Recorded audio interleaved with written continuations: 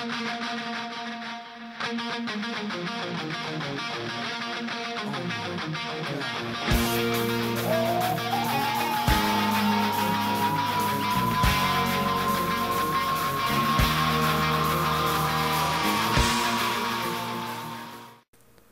there guys, it's Stranger Hydra 9 and I'm back for another gameplay commentary.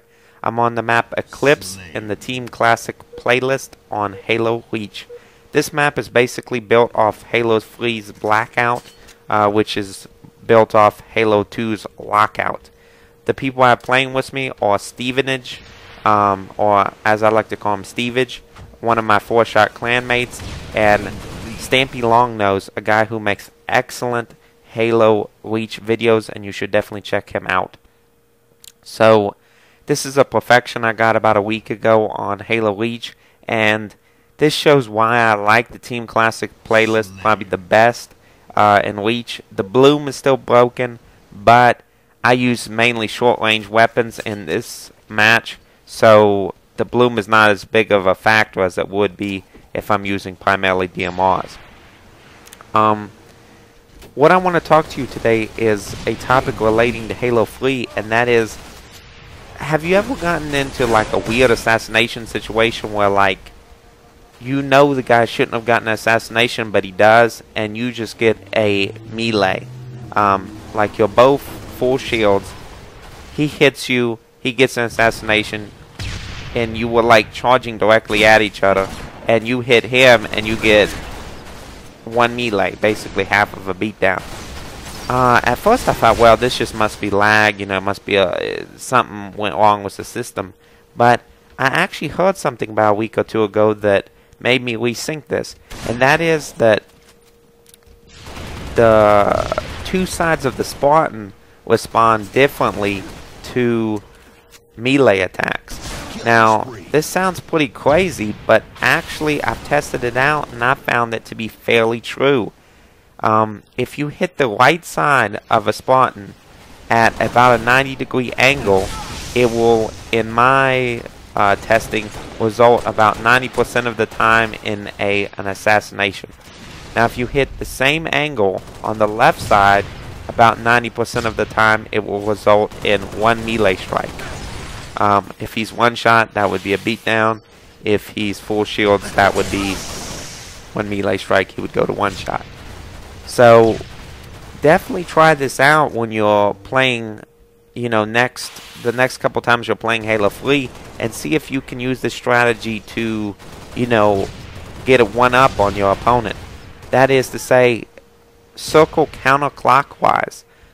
This should bring you, at least in my thinking process, I mean, I haven't had a time to really test this theory out so much yet.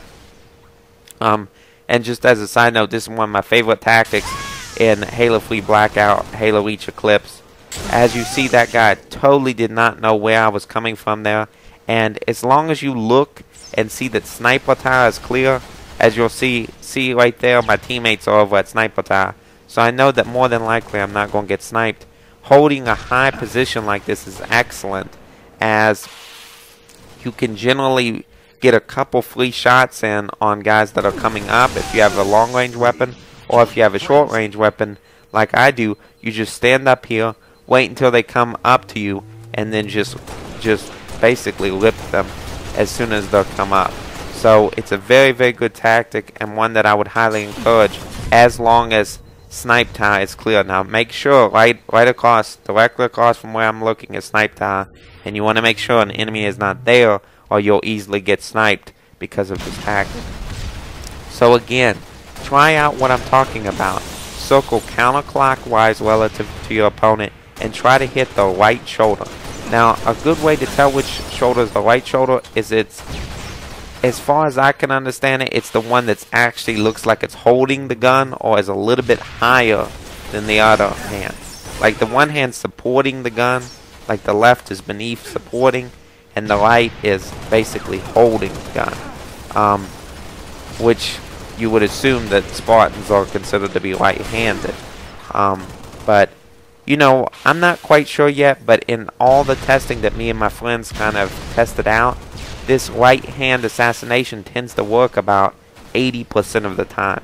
That is, if you hit an equal angle, about a 90-degree angle, on the right hand shoulder compared to the left hand shoulder, you'll get an assassination versus one melee strike. So it's something that really could have a significant effect in a melee battle if you know how to use it to your advantage. So just try it out, and please comment back on if you've seen any difference after a week or two.